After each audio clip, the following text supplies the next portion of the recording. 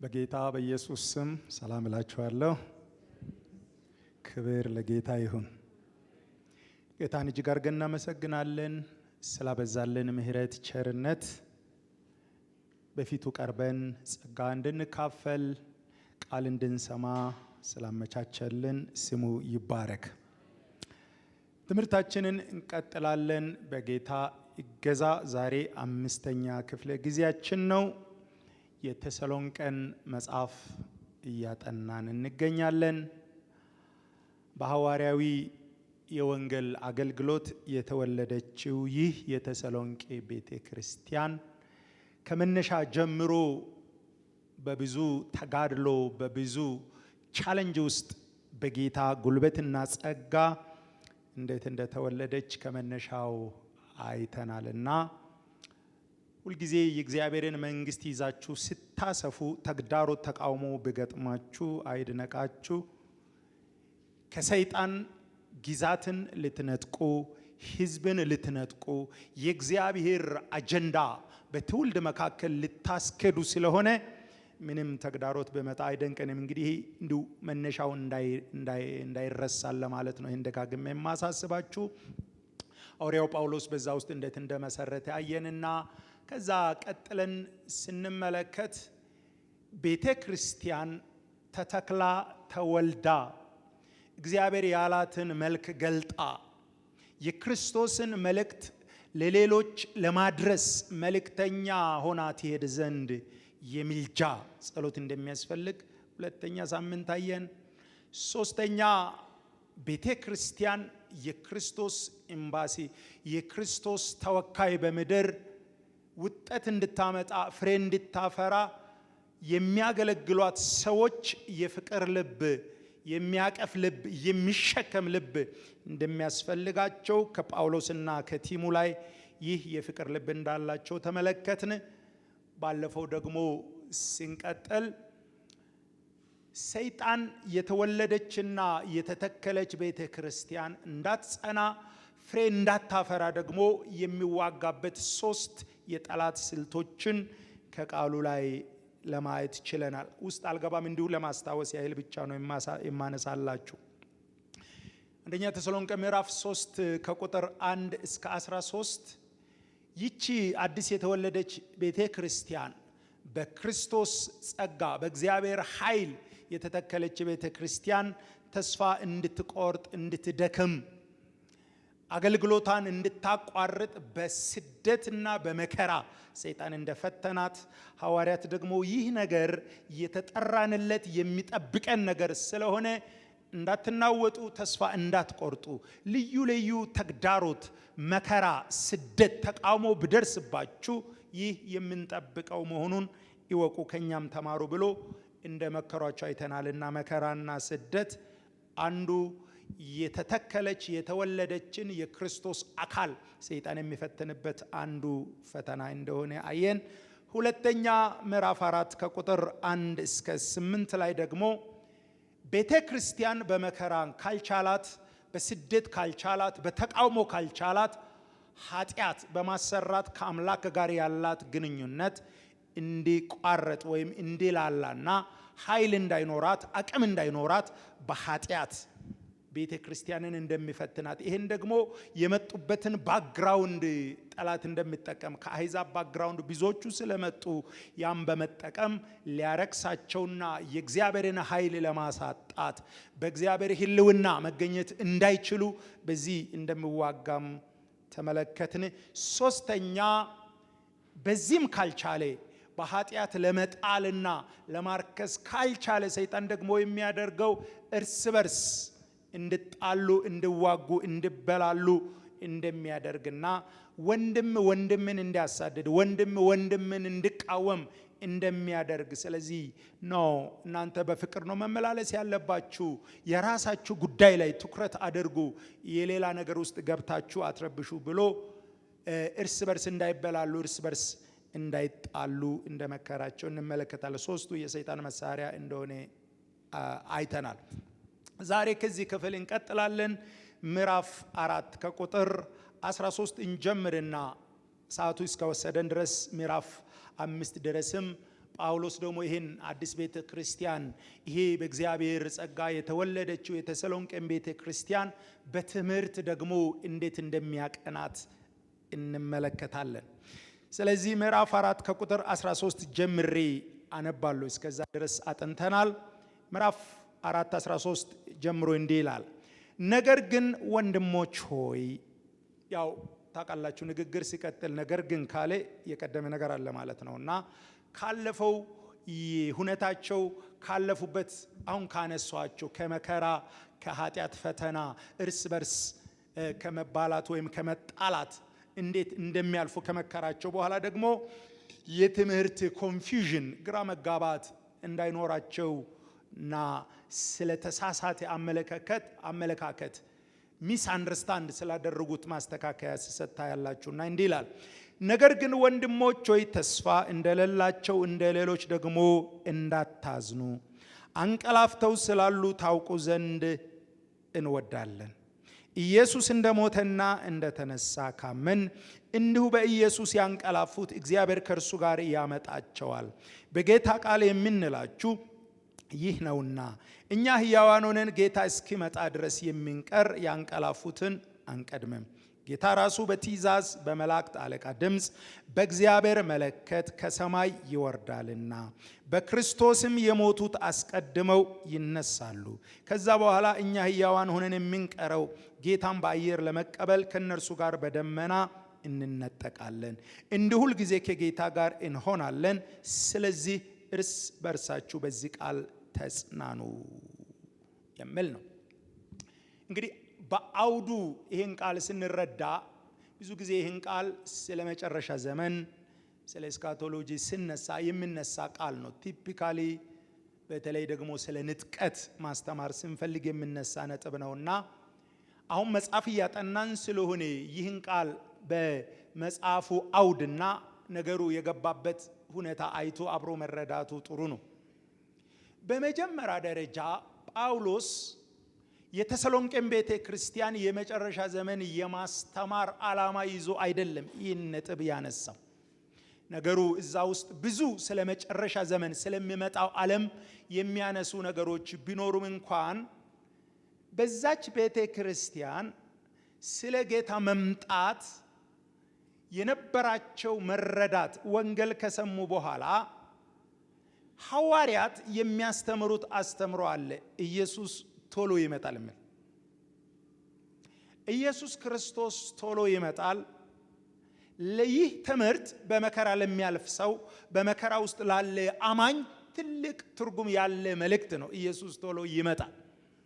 ስለዚህ የቆሮንቶስ የተሰሎንቄ አማኞች ይህን ትምህርት ከሁነታቸው ጋር ሲያገናኙ ክርስትናን ከመቀበላቸው የተነሳ የደረሰባቸው ችግር የሚያባራው የሚያበቃው ኢየሱስ ቶሎ ስለሚመጣ ያበቃል ብለው ይጠብቁ ነበር።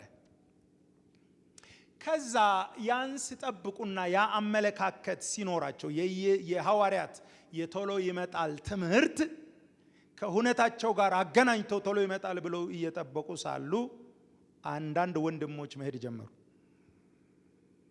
ወደ ጌታ ሲሄዱ ግራ መጋባት መጣ። እንዴት ነው ነገሩ? ጌታ ሳይመጣ ከሞትን ኢየሱስ ሳይመጣ የሞቴ በቃ ጠፋ፣ በመሃል ከሰረ አይነት አመለካከት ውስጣቸው መጣ። ባይዘወይ ጳውሎስ እንዲህ ብሎ እንዳላስተማረ ከመልእክቱ ማብራሪያው መረዳት እንችላለንና ይህ አመለካከት ለአንዳንድ አማኝ መድከም ምክንያት የሆነ በቸርቻ ውስጥ መታየት ጀመረ ማለት ነው። ስለዚህ እሹን ጳውሎስ ሲያነሳው በቤተ ክርስቲያኒቱ ውስጥ ስለ ጌታ መምጣት ስለ መጨረሻ ዘመን የነበረው ኤክስፔክቴሽን ወይም መጠበቅ ትክክለኛ ስላልነበረና ጌታ ብንሞት እንኳን ብናንቀላፋ እንኳን ቢመጣም እንደማንከስር የሞቱትን እንደሚያስነሳ የሱ መምጣት መሞትና በህይወት መቆየት ለውጥ እሱ ጋር እንደሌለው ለማስጨበጥ ብሎ ይህን ትምህርት መልሶ ነገራቸው ማለት ነው። ስለዚህ እሱንም ስንረዳ በዚህ አውድ መስማቱ ጥሩ ነው። ነገር ግን ወንድሞች ሆይ ተስፋ እንደሌላቸው እንደ ሌሎች ደግሞ እንዳታዝኑ አንቀላፍተው ስላሉ ታውቁ ዘንድ እወዳለሁ ይላል። በተሰሎንቄ፣ በአቴና፣ በቆሮንቶስ፣ በቤሪያ፣ በፊልጵስዩስ አጠቃላይ መቄዶንያ በሚባለው ግዛት ውስጥ ከክርስትና አስተምሮ ውጭ ያሉ ሰዎች አመለካከት በግሪክ ፍልስፍና የተቃኘ ስለሆነ የህይወት ግብ በስጋ ሳለን የኖርን ብቻ ነው።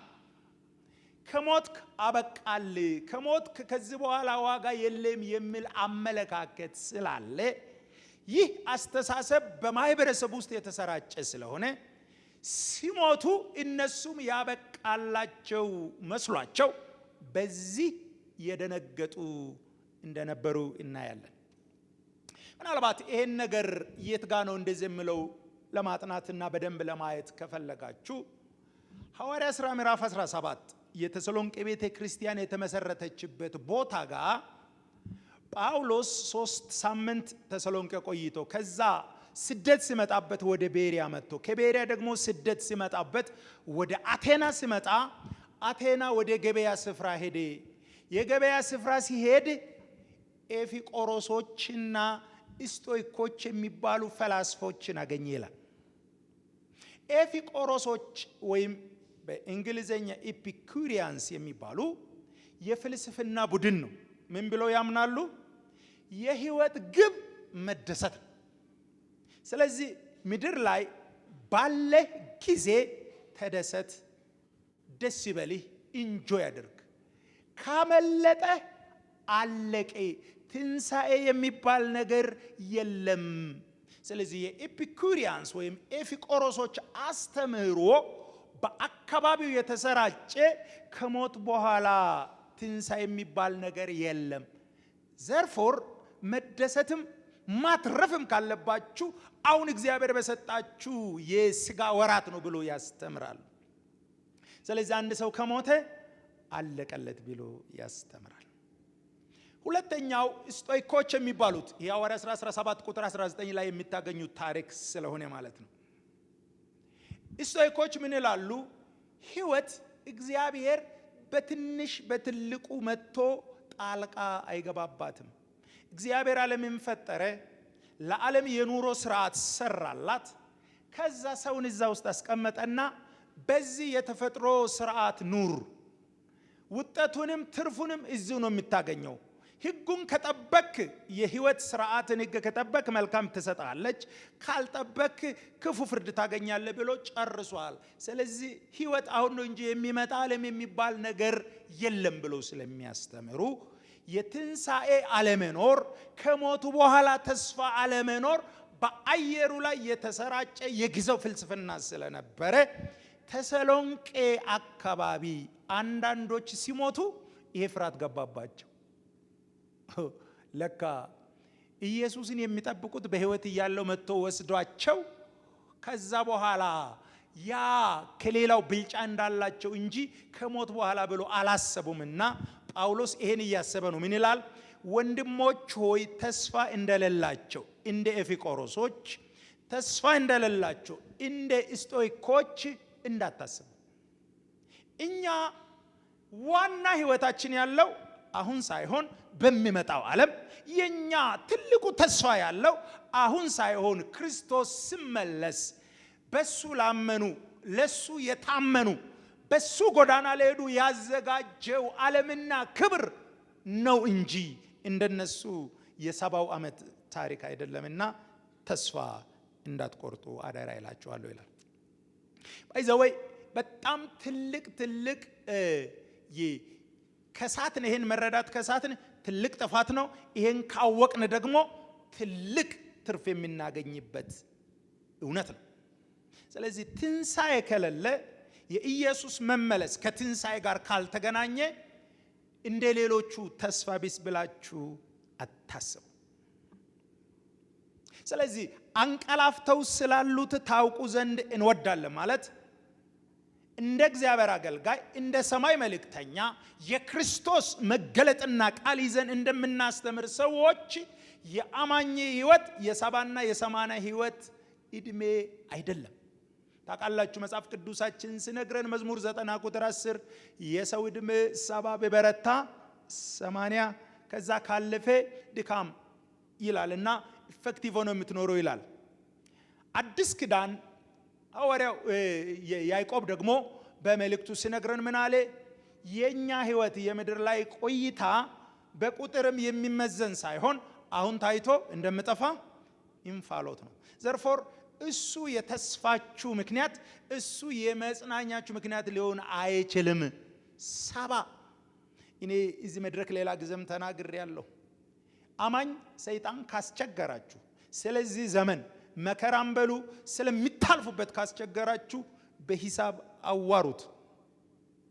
እግዚአብሔር በክርስቶስ ኢየሱስ ያዘጋጀልን ዓለምና ጊዜ ስሙ ዘላለም ነው የሚባለው። ዓለሙ የዘላለም ዓለም ነው፣ ጊዜው የዘላለም ጊዜ ነው። አሁን በስጋ የተወለደ ምድር ላይ የሚኖረው ከተጻፈው መጽሐፉ አትለፍ ስለሚል 70 ወይም በበረታ 80 ነው።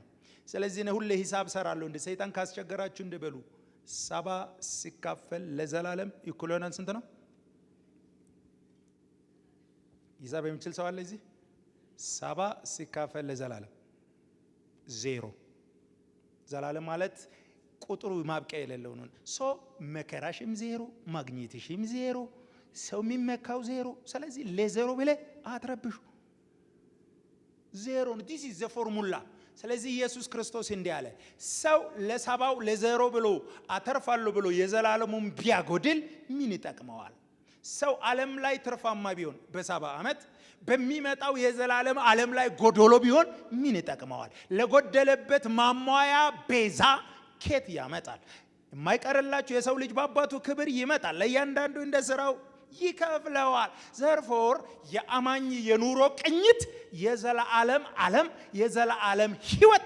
ስለዚህ እንደ ኤፊቆሮሶች እንደ ስቶይኮች እኛ የአሁኑን ዘመን ተስፋ የምናደርግ አይደለምና ስላንቀላፉት ሰዎች እንድታውቁ እወዳለሁ። እንደ እግዚአብሔር ቃል ኢየሱስን አምኖ የሞተ ሞቴም አይልም፣ አንቀላፋ። ያንቀላፋ ሰው አንድ ቀን ይነቃል። ባይ ዘ ወይ ይሄ የሐዋርያት አስተምሮ የኢየሱስ አስተምሮ ቶሎ የምትባለዋ በሰማያዊኛ ቋንቋ ካልተረዳ ነው እቺ ፀሐይ በ365 ቀን ዞራ ምድር ዞራ ፀሐይን የምትዞረው አመት ከቆጠርን ብዙ ይመስላል። ግን መጽሐፍ ቅዱሳችን ሲያስተምረን እግዚአብሔር ጋር ካላንደር በፀሐይ አይቆጠርም። ሶላር ሲስተም እዛ የለም። ስለዚህ 2018 2025 የሚባል ሰማይ የለም። ጴጥሮስ ይሄን ትምህርት አስተምሮ ካስተማረ በኋላ የተማሩ ሰዎች መሞት ሲጀምሩ እሱም ቻሌንጅ ገጥሞታል። ውሸት ነው ያንተ ትምህርት፣ ሐሰት ነው፣ እነሆ በቶሎ ብለህ ሰው እየሞተ ነው ሲሉ ወዳጄ እኔ ያወራሁት በሰማያኛው ካላንደር ነው አለ። በሰማይ ቤት 1000 ቀን እንደ ስንት ቀን ነው? 1000 ዓመት እንደ አንድ ቀን ነው። አንድ ቀን ሶ ካላንደሩ ይለያያልና ቶሎ አሁንም ቶሎ ነው። ክብር ለኢየሱስ ይሁን። በሰውኛ 2000 ነው፣ ግን እግዚአብሔር ጋር ስቲል ቶሎ ነው። ቢኮዝ የመቁጠሪያው ካላንደሩ is different። እግዚአብሔር ጋር እንደዚህ ቶሎ የገባ የሚባል ነገር ስለሌለ ማለት ነው። ሶ ጳውሎስ እነዚህን ቅዱሳን እያጽናና ያለው ከፈላስፋ ከዓለም ትንተና ተስፋ ከሌላቸው ህይወትም በሙሉ የምድር ህይወትም በሙሉ የአሁኑ ዘመን ካደረጉት እንደነሱ እንዳታስቡ። እኛ ሞተም አይባልም። ኢየሱስ አምኖ ያንቀላፋ ሰው ኢየሱስ ዳግም ሲመጣ ስለሚነቃ እሱን እንድታቁ በጣም እንወዳለን። ኢየሱስ እንደሞተ እንደተነሳ ካመን እንዲሁ በኢየሱስ ያንቀላፉት እግዚአብሔር ከእርሱ ጋር ያመጣቸዋል። ዋዳዚት ምን ሰው ኢየሱስን አምኖ አይጠፋም። አንድ ጊዜ ይሄ ትንሣኤ ሙታን የለም የሚሉ ሰዎች በጣም ቲዮሎጂያን ሆነው ኢየሱስን ለመከራከር መጡ። በጣም በቃ አርጉመንታቸው ክርክራቸው በጣም ጠንካራ ማለት ነው። እና የመጡበት የአመክንዮ ወይም ሪዝኒንግ የሚለው በእነሱ ዓለም በጣም ጠንካራ ነው። ምን አሉት? አንተ አሁን ትንሣኤ አለ ትላለህ አሉት። አዎ ሰዱቃውያን የሚባሉ ግሩፖች ናቸው። እና እንዲህ አሉት፣ እኛ ሰፈር አንድ ሰው ነበረ፣ ከዛ ሚስት አገባ። ከዛ ሚስት ካገባ በኋላ ወንድ ልጅ ሳይወልድ ሞተ። የሙሴ ሕግ ደግሞ እንደዛ አይነት ክስተት ሲፈጠር ታናሽ ወንድሙ ያችን ሴት ያግባና ለሟቹ ዘር ይተካለት በስሙ ይጠራ ብሎናል። ከዛ አጋባ ነው። ሁለተኛ ወንድሙም ሳይወልድ ሞተ። ሶስተኛ ወንድሙን አጋባ ነው፣ ሳይወልድ ሞተ። አራተኛም አጋባ ነው፣ ሳይወልድ ሞተ። እንዲህ ስንል 7 አጋባናሉ። ይሄ እንግዲህ በእነሱ ዓለም መውጫ ቀዳዳ የሌለበት ክርክር። 7 ወንድም ያችን ሴት አገቡና የሰውየው ስም ማስጠሪያ ወንድ ልጅ ሳይወልዱ ሞቱ አሉ። this is a case ይባላል። ያለው ኬዙ ማለት ነው የክርክሩ መነሻ። አሁን አንተ በምትለው ፎርሙላ የትንሣኤ ቀን አንድ ሴት ከ7 ወንድ ጋር ልትነሳ ነው። ስለዚህ እቺ ሴት ስትነሳ በህጋዊ መንገድ 7 ወንድ አግብቷታልና የማምስት ትሆናለች። ይሄ ነው አርጉመንቱ። ኢየሱስ ክርስቶስ የነገራቸው ትንሣኤ ስለመኖሩ የፍልስፍና የአመክንዮ ቅኝት አይደለም መልስ የምሰጠው። ትንሣኤ የአምላክ ኃይል የእግዚአብሔር የመጨረሻ ፓወር መገለጫ ነው እንጂ የኛ ጭንቅላት አይደለምና 2 ችግር አለባቸው አለ። ቲዮሎጂካሊ ራሱ 2 ችግር አለባቸው። አንደኛ የእግዚአብሔርን ኃይል አታውቁም። ምን ማለት ነው? ሰው ትንሣኤ በሚባል ኃይል ከተነሳ ሴት ወይም ወንድ አማረኝ ሚስት ወንድ የሚባል ነገር የለም። ትንሣኤ ከነካ ይቀይርህና በሌላ ማንነት ነው የምትኖረው። አሁን ሳትነሳ ነው ወንድ የወንድነት ስመትና ሴት የሚፈልጉ ሴት ትንሣኤ ስትነሳ ያነሳህበትን የምትነሳበት ኃይል ከዚህ ፍላጎት ነፃ ያደርጋል። ስለዚህ በትንሣኤ ፓወር የተነሳ ሰው የጋብቻ ክርክርም ጭቅጭቅም የለበትም። ስለዚህ you don't know the power called resurrection አንደኛ ችግራችሁ። ሁለተኛ መጽሐፍትን አታውቁም። ምን ማለት ነው? ምንም እንኳን ሰዱቃውያን ብትሆኑ 5ቱን የሙሴ ሕግ ብቻ ብትቀበሉ እንኳን 5ቱን መጽሐፍ በአግባቡ ብታጠኑ በኮረብ ተራራ ላይ እግዚአብሔር ለሙሴ ሲገለጥ ማን ብሎ ነው ራሱን ያስታወቀው? እኔ የአብርሃም የይስሐቅ ያዕቆብ። መጽሐፍ ደግሞ እግዚአብሔር በነቸሩ የሕያዋን አምላክ እንጂ የሙታን አምላክ። ታዲያ ትንሣኤ እንዳለ አታዩ? የአብርሃም ማለት አብርሃም አልጠፋም ማለት ነው። የይስሐቅ አምላክ ይስሐቅ አልጠፋም። የያዕቆብ አምላክ አልጠፋም። ስለዚህ እነዚህ ሰዎች አሉ። በሚመጣው ዓለም ምድር ላይ የእግዚአብሔር የቤዛነት የማዳን ሥራ ሲያልቅ ታሪክ ሲዘጋ እነዚህ ሰዎች ይመጣሉ። ስለዚህ ኃይል አታውቁም፣ መጽሐፍ አታውቁም። ልክ ጳውሎስም እንደዛ ነው የሚለው። አሁን እናንተን በሥጋ የተለዩ ሰዎች አልጠፉም። ያመኑት የሕያዋን አምላክ ያመኑት የትንሣኤ አምላክ ስለሆነ ክርስቶስ ሲመጣ አብሯቸው ያመጣቸዋል። ክብር ለኢየሱስ ይሁን። therefore ተስፋ አትቁረጡ። ይሄ አካባቢ ላይ ያለ ትምህርት አካባቢ ላይ አየሩን የሞላ ትምህርት እናንተን አፌክት እንዳያደርግ ክርስቶስ ሲመጣ አብሯቸው ይዟቸው ይመጣል ይላል። ቁጥር 14 ክርስቶስ ኢየሱስ እንደሞተና እንደተነሳ ካመን እንዲሁ በኢየሱስ ያንቀላፉት እግዚአብሔር ከእርሱ ጋር ያመጣቸዋል። በጌታ ቃል የምንላችሁ ይህ ነውና እኛ ሕያዋን ሆነን ጌታ እስክንመጣ ድረስ የሚንቀር ያንቀላፉትን አንቀድምም። what does it mean? ኦኬ አሁን ሰው አይምሮ ይጠይቃል። አንዱን ስትመልስ አንዱን ስለሚያመጣ ጳውሎስ ይሄን ነገር ሲያመጣ እንደ ምስጢር መጋብነቱ ምስጢር መጋቤ ማለት እግዚአብሔር ታማኝ አድርጎ የቆጠራቸው እነዚህ የጠራቸው በጄኔሬሽን መካከል የሚገለጥ አዳዲስ ምስጢራት የሚናገርበት ነው። ባይ ዘ ወይ ስለ ንጥቀት በል ስለ ሞቱት መቅደም ጳውሎስ ነው የተናገረው። ከየት አመጣ ካላችሁ እግዚአብሔር ገልጦለት ነው። እንዴት ነው ቦታ አላቸው ወይ እንዴት ነው ሲሉ እግዚአብሔር ክርስቶስ ሲመጣ ወይም ክርስቶስ ሲገለጥ እነዚህ የሞቱ ሰዎች ክርስቶስ ሲመለስ በስጋ ሳንሞት በሕይወት ያለንን ሰዎች ይቀድማሉ። እነሱ መጀመሪያ ከክርስቶስ ጋር ይገለጣሉ። ስለዚህ የሞቱትን አንቀድምም። ጌታ ራሱ በትእዛዝ በመላእክት አለቃ ድምፅ በእግዚአብሔር መለከት ከሰማይ ይወርዳልና በክርስቶስ የሞቱት አስቀድመው ይነሳሉ። ይሄ ከሂውማን ቴክኖሎጂ ከሰው ሎጂክ በላይ ነው። ብዙ ሰው እንትን ይላል። ለምሳሌ አንድ ሰው አውሬ ቢበላ ከየት ነው የምንነሳው? ባህር ውስጥ ቢገባ ነው። እሱ ተው፣ እኔ እሱ ፎርሙላ ውስጥ አትግባ። ሕዝቅኤል የሚባለውን ሰው የእግዚአብሔር ጠየቀ።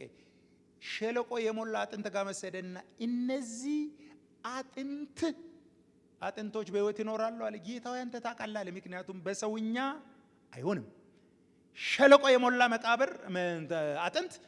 ስለዚህ እግዚአብሔር እንዲህ አለ፣ ፎርሙላውን ላሳይ። የእግዚአብሔር አሰራር እነዚህን አጥንት በሕይወት ለማኖርና ስጋ እነሱ ላይ ለመግጠም ቴክኖሎጂ አለ፣ የሰማይ ቴክኖሎጂ። ምን ላድርግ ስል ለአራቱ ንፋሳት ተናገራለ። ለአራቱ ንፋሳት ሲናገር መጀመሪያ አጥንቱ ተገጣጠመ። ሁለተኛ ከየት እንደመጣና ቅም ንፋሱ አመጣና ጅማትም ስጋም የትንሣኤ ፎርሙላ ጋር ገብተህ እንዴት ምናምን ብዙ አትፈላሰፍ። እንደ ሕዝቅኤል 34ቱ ንፋስ ናዞ ከየሰፈሩ ላመጣ ይችላል። እኔ አያገባኝም እሱ። አሁን ይሄ የኤቲስቶች አርጉመንት ነው። እሺ መቃብር ውስጥ ያለ እዛ አፈሩን ሰብስቦ እሱ ሲፈጥርም ሲያነሳም ችሎታል። ክብር ለኢየሱስ ይሁን። ለትንሣኤ ያብቃህ እንጂ እሱ አያሳስብም። ትንሣኤ ኢየሱስ ሲመጣ በክብር ለመነሳት በክርስቶስ ፊት ለመቆም እሱ ጋር ነው ትኩረት ማድረግ ያለብንና ያመጣቸዋል። ይነሳሉ። ከየት ይነሳሉ? ካሉበት ይነሳሉ። መጽሐፍ ቅዱስ ሲናገር ራእይ ምዕራፍ 20 ላይ ሞትም የያዘችውን በሙሉ አምጣ ትባላለች ይላል። ሲኦልም ይታዘዛል። ከየት አስቀመጥክ? ምን አረግ?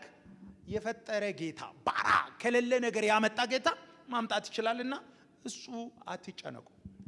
ያው ጳውሎስ እኔ በጣም እወደዋለሁ ማደንቀዋለሁ። ቢኮዝ እነዚህ ፊሎሶፊካል ጥያቄዎች ከጀርባ እንዳለ ያውቃልና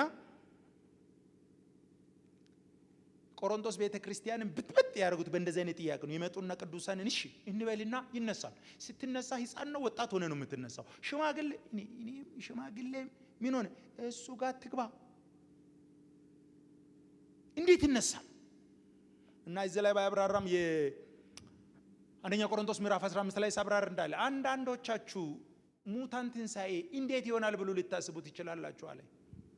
ትንሽ ምሳሌ ብቻ ልጠቀም አለ። ቢኮዝ ይሄ የእግዚአብሔር አሰራርን በሎጂክ ብቻ ስለማንዘልቀው ማለት ነው። አንተ ሞኝ አለ፣ ዘር ስትዘራ የዘራኸው ዘር እርሻ ላይና ከዘራህ በኋላ በቅሎ ፍሬ የሚያፈራ አንድ አይነት ነው ወይ አለ። ለምሳሌ በቆሎ ስትዘራ አንድ ትንሽ ቅንጣት ነጭ ትዘራለህ። ትንሽ ቆይተህ ስትመጣ አረንጓዴ ቅጠል አንጓ ያለው አበባ ያለው ነው የሚበቅለው። የዘራኸው ነጭ ቅንጣት ጓዳ አበባ ያለው። በሬ መስክ ወስደህ ሳር ቢበላ የምትመገበው ወይም እንዲበላ ያወሰድከው ምንድነው? ሳር ነው። ስጋ ከምንድነው የተሰራው? ከሳር ማለት ይሄ እኮ ሲምፕል ፎርሙላ ነው። መንፈሳዊ ያልሆነ ውስብስብ ያልሆነ። በሬ የበላው ምንድነው? ሳር። ሰውነቱ ምንድነው? እግዚአብሔር ከፈለገ ከሳር ስጋን ይሰራል። ሲነሳ እንዴት እነሳለሁ ካል ከሳር ስጋ ያወጣ ምን አስጨነቀ አንተ? ሊነግር የሚችለው የትንሣኤ አካል የሚባል አለ፣ የማይበሰብስ የማይደክም። አለ የትንሣኤ አካል። እንዴት እንነሳለን? ለዛ ያብቃ እንጂ እግዚአብሔር የሚነሱትን ግሎሪፋይድ የሆነ ኃጢአት የማይኖርበት ክፉ ምኞት የማይኖርበት የእግዚአብሔር ሕይወት ብቻ የሚሰራበት እንደምነሱ ይናገራልና በዚህ አትጨነቃል። አይ ስንነሳ አንድ አይነት ነው። አሁን እነዚህን የሚያስተምረው ይነሳሉ፣ ኬትም ይነሳሉ። እግዚአብሔር ንፋስ ተጠቅሞ ይሁን ምን ተጠቅሞ ይሁን ሰብስበው የሞተ በሙሉ ይነሳሉ። ከዚያ በኋላ እኛ ሕያዋን ሆነን የምንቀር ጌታን በአየር ለመቀበል ከነርሱ ጋር በደመና እንነጠቃለን። ባይ ዘ ወይ this is the first በአዲስ ኪዳን ውስጥም ያሉ አዲስ መገለጥና ትምህርት ነው። አሁን በስነ መለኮት አካባቢ የንጥቀት የመጨረሻ ዘመን ትምህርት ክርክሮች እቺ ጥቅስ ጋር ነው። ንጥቀት አለ የሚለው እቺን ቃል ነው፣ የለም የሚለው እቺኛውን ይተረጉማልና አሁን አይ ዶንት ጎ ዜር እዛች ጋር እንትን ነው። ግን መጽሐፉ እንዳለው በሕይወት ያለን እንነጠቃለን፣ በደመና ክርስቶስን በአየር ላይ እንቀበላለን፣ የሞቱት ይቀድሙናል አለ። ክብር ለኢየሱስ ይሁን። አይዘው ይሄ ለኛ ተስፋ ነው። የትኛው ወደ እግዚአብሔር የሚወስደን ነገር ለኛ ተስፋ ነው። ወደ አብ ወደ ክርስቶስ የሚወስደን ለኛ ተስፋ ነው። ዝርዝሩንም ባታውቁ እንኳን ጌታን ማየት የሱ መገኘት የሱ ፕሬዘንስ ጋር መሆንና እኛ እንነጠቃለን። ጌታን በአየር ለመቀበል ከእርሱ ጋር በደመና እንነጠቃለን። እንዲሁ ሁል ጊዜ ከጌታ ጋር እንሆናለን። the point ዋና መልእክቱ እንዳትረሱ። ተሰሎንቄ ያላችሁ ቅዱሳን የተነገረላችሁ ወንጌል እውነት ነው። አትጠፉም። ብትሞቱም አትጠፉም።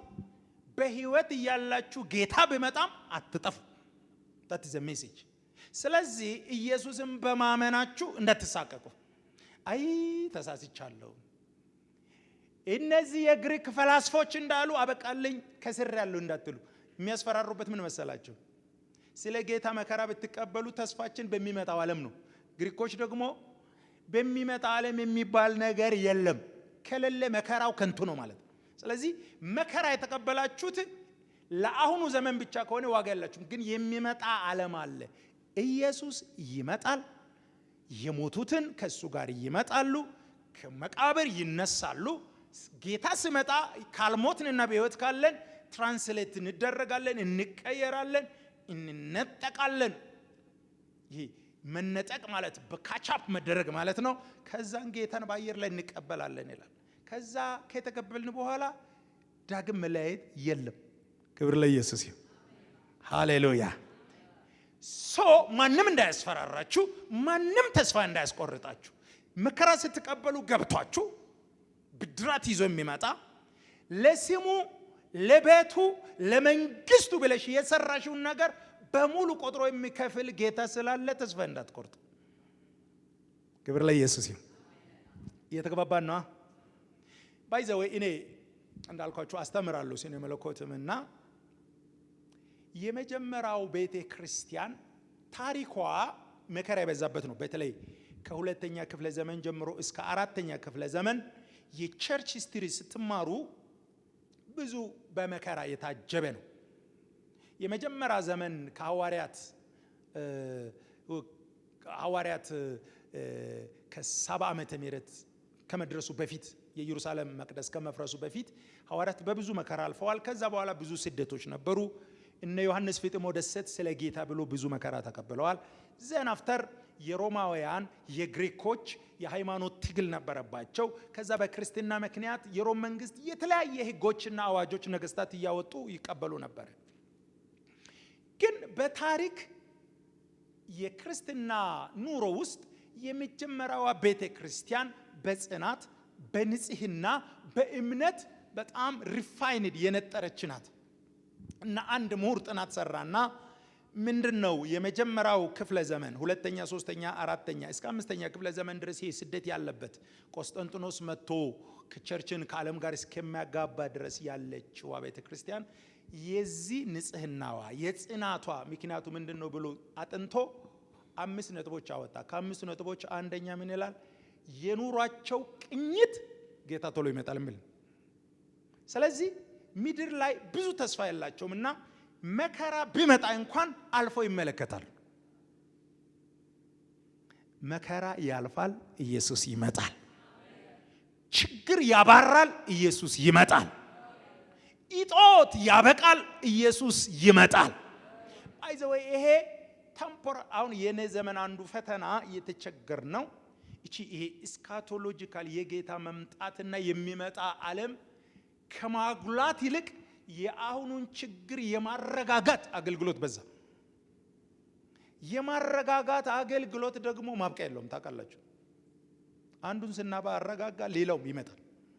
ስለዚህ አንድ አማኝ በጌታ ኃይል አሁን የሚገጥሙትን ችግሮች እየተጋፈጠ እምነቱና ቅኝቱ ግን የዘላለም ክብር፣ የዘላለም ዓለም፣ የዘላለም ሀገር እያሰበ ካልሆነ ሰይጣን በጥቃቅን ነገር ሊያዳክመው ይችላል። ስለዚህ የመጀመሪያው ቤተክርስቲያን የመጽናታቸው ምክንያት በጌታ ምጽአት የተቃኘ አስተሳሰብ። የጌታ ምጽአት ማለት ምንም ይሁን ምንም ታሪክ ተጠቅልሎ የነገስታት ንጉስ የጌቶች ጌታ ኢየሱስ መጥቶ ሁሉን ሽሮ እሱ የሚገዛው መንግስት እንደሚያመጣ በዚህ የተቃኘ ስለሆነ ብርቶች ነበሩ። ጳውሎስ ተሰሎንቄዎችን እያበረታታ ያለው ችግር አይናችሁን እንዳይጋርድ፣ ከችግር በላይ፣ ከጊዜያዊ ደስታ በላይ፣ ከጊዜያዊ ተግዳሮት በላይ፣ ከጊዜያዊ ተቃውሞ በላይ ተመልከቱ፣ ምን ይመጣል? ኢየሱስ። ሃሌሉያ። ከዛ ትምህርቱን ሲቋጭ ምን አለ? ስለዚህ እርስ በርሳችሁ በዚህ ቃል። ይሄ ሲጨንቀን የምንለው ሳይሆን it is a truth ነው፣ የፌዝ ትሩዝ ነው። ተስፋ አለን። ወይ እሱ ነገር በደንብ ቢገባን ትልቁን ኢንቨስትመንታችን የሚመጣው ዓለም አድርገን ጥቂት ምድር ላይ እናደርግ ነበር። ይህን ምሳሌ ቢጠቀም ጥሩ ይመስለኛል። ከዚህ ጋር ከዚህ መጽሐፍ ወጣ ልበልና ጌታችን ኢየሱስ ክርስቶስ ሉቃስ 16 ላይ አንድ የተጠቀመው ምሳሌ አለ። ራሱን የቻለ ስብከት ቢሆንም ልጠቀም። እንዲህ አለ። አንድ ሰው ድርጅት ነበረው። በእኛ ዘመን ቋንቋ ላውራና የድሮውን ትቼ ማለት ነው። ከዛ ድርጅቱን እንዲያስተዳድርለት አንድ መጋቢ በጊዜው ቋንቋ ወይም አስተዳደር ቀጠረ። ከዛ ያ አስተዳደር የባለቤቱን ንብረት እያስተዳደረ ንብረት ማባከን ጀመረ።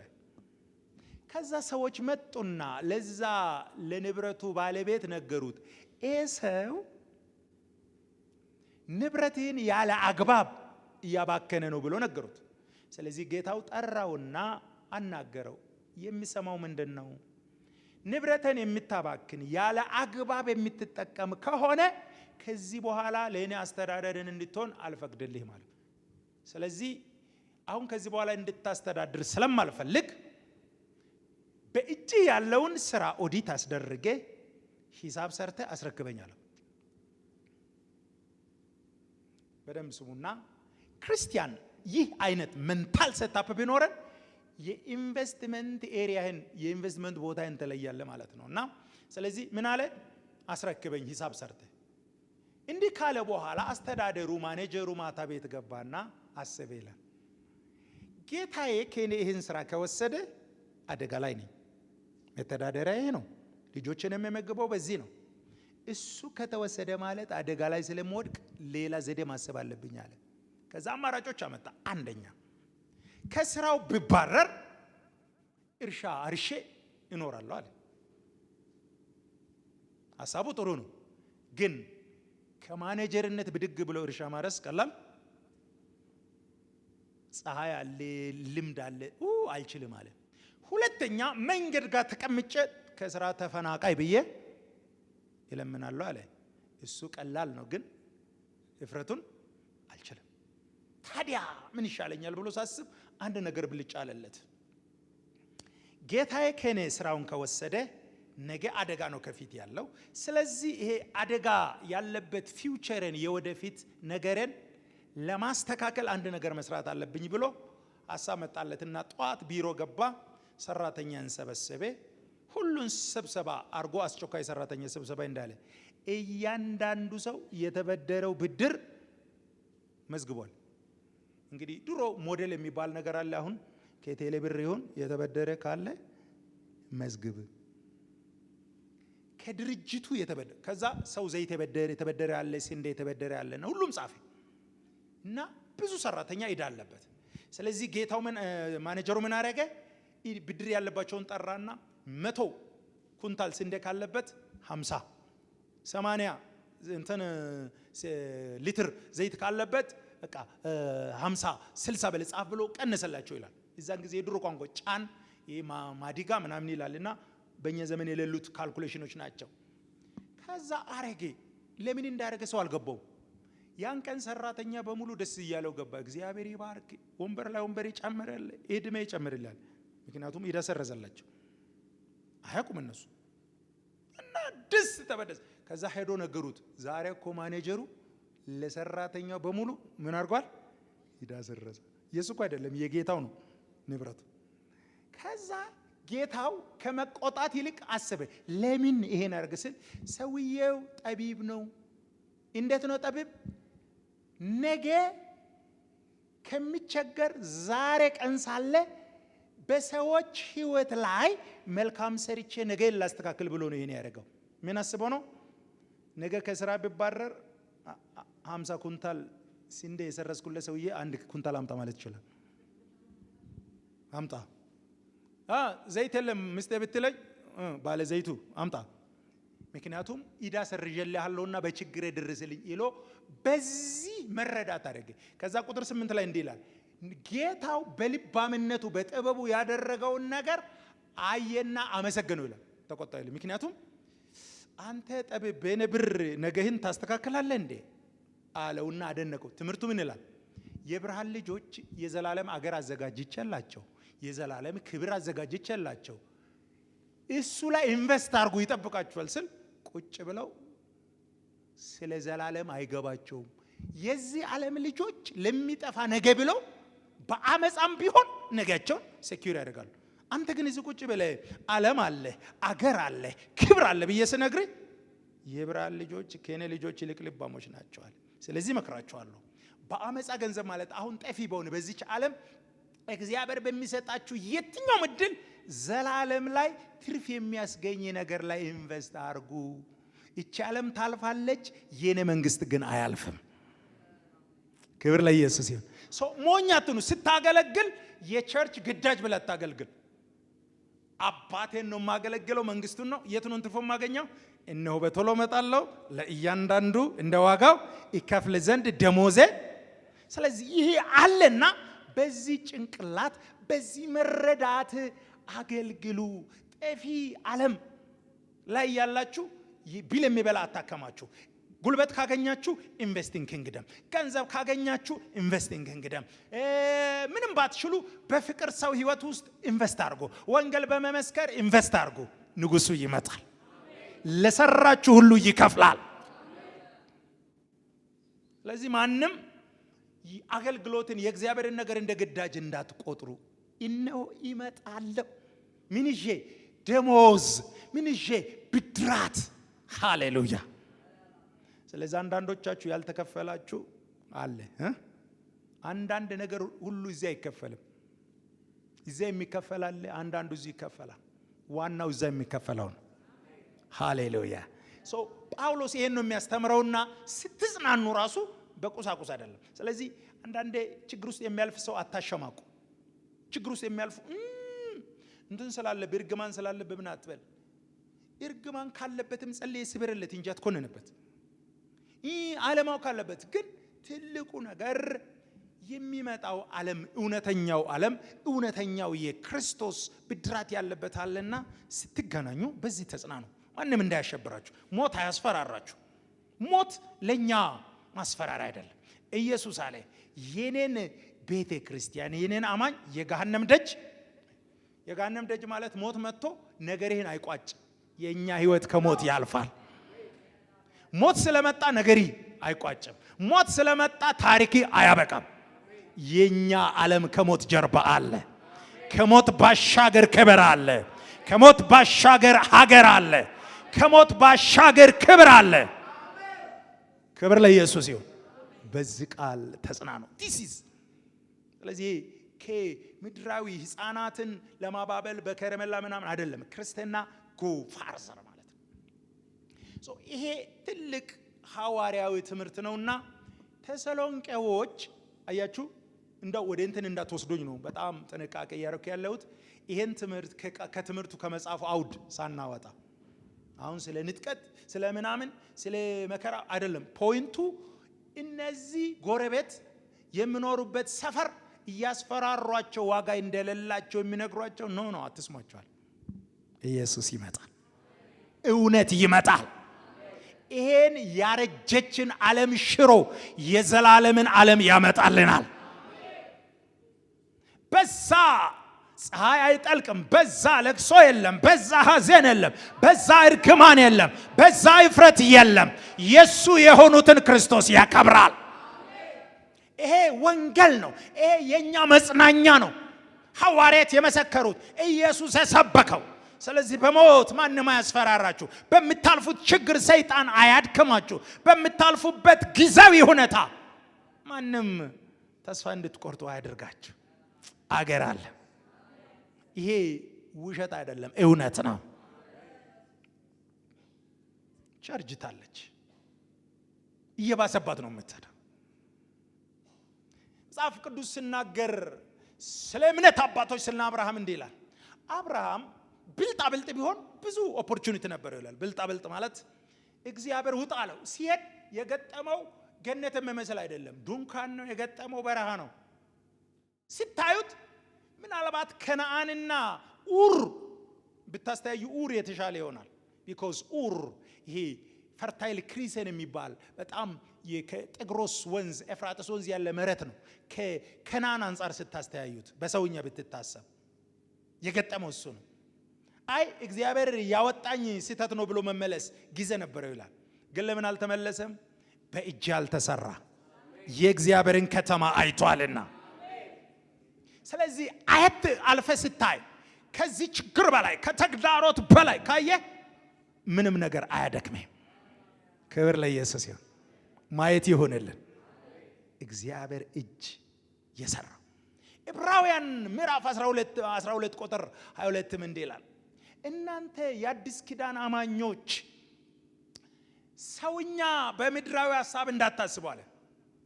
እንኳን እናንተ የድሮ የብሉይ ኪዳን አማኞች ከግብጽ ሲወጡ እግዚአብሔር ክብሩንና ትልቅነቱን ለማሳየት ወደ ሲና ተራራ ነው ወሰዳቸው። ከግብጽ አውጥቶ ክብሩን ያሳየው ሲና ተራራ ነው። ስለዚህ የመጨረሻ ትዝታ ምን አላችሁ ካላችሁ የሲና ተራራ ትዝታ። እግዚአብሔር በወረደ ጊዜ ተራራው ጨሴ፣ ምድር ተንቀጠቀጠ። እናንተን ግን እዛ አይደለም ወሰዳችኋል። እናንተ ግን ወደ ሰማያዊቷ ኢየሩሳሌም፣ ወደ ሕያው እግዚአብሔር ከተማ፣ በደስታ ወደ ተሰበሰቡ መላእክት፣ ወደ ጻድቃን መንፈስ፣ ወደ በኩራት ማህበር፣ የሁሉ ዳኛ ወደሚሆን ከተማ፣ ከአቤል ደም ይልቅ የሚናገር ደም ወዳለበት ከተማ ወደዛ ደርሳችኋል። የኛ መጽናኛ ይሄ ነው። ክብር ለኢየሱስ ይሁን። ደስ ይላል። this is original gospel ነው። ኦሪጂናል ምንም ውሃ ያልገባበት አገራችን የምንጠብቀው ዓለም። ዕብራውያን 2:5 እንዲህ ይላል፣ የሚመጣው ዓለም ለመላእክት አላስገዛም፣ ላንቺ ነው ያዘጋጀው። የሚመጣ ዓለም አለ ለልጆቹ ያዘጋጀ። ራዕይ ምዕራፍ 21 መጨረሻ ጋር ስትሄዱ ከተማይቱ ስትገቡ ደስ ይላል። ፀሐይ ያስፈልጋት፣ ጨረቃም ያስፈልጋት፣ በጉ ራሱ ያበራል። እዛ ለቅሶ የለም፣ እዛ ሐዘን የለም፣ እዛ አጋንንት የለም፣ እዛ ኃጢአት የለም፣ እዛ ድካም የለም፣ እዛ ውርደት የለም፣ እዛ ሽንፈት የለም። እዛ የዘላለም ክብር አለ። ክብር ለኢየሱስ ይሁን። ስለዚህ በዚህ ቃል ተጽናኑ። ክብር ለኢየሱስ ይሁን። እና እኔም ዛሬ እዚህ ላለ ነው የሚለው ይሄንን ነው። የኔ ዘመን ፈተና ታውቃላችሁ መቼም አለንና ችግር ሲበዛ ታውቃላችሁ ሰዎች ማጽናኛ እንዳል አገልጋይም ይፈተናል። መድረክ ላይ ወጥቶ እግዚአብሔር የሚለውን ከማለት ይልቅ ህዝቡን ማረጋጋት ላይ ጋር ሲሄድ ምድር ላይ እንወርዳለን። ግን that is a truth። መከራ ውስጥ ላለችው ቸርች ይሄ መስበክ ቀላል እንዳይመስላል። መከራ ውስጥ ላለች ቸርች አልፎ ማሳየት እንደ ብዬ በሰብካቸው ለተሰሎንቆች ይጥም ይሆናል። የሚያሳድዷችሁ እግዚአብሔር ይቆርጣቸዋል፣ እናንተ ላይ መከራ የሚያብዙ ብትል ሊጽናኑ ይችላል። ግን አዳ that's not እሱ ታልፋለህ። ጌታ ጸጋ እግዚአብሔር በሚለው መንገድ ታርፋለህ። የኛ ትልቁ መጽናኛ የጌታ መምጣት ስሙ ይባረክ። በዚህ ቃል እንጽናለን። ክብር ለኢየሱስ ይሁን። እልልታ ጨብጨባ እስቲ ለኢየሱስ። ሃሌሉያ። እንጸልይ።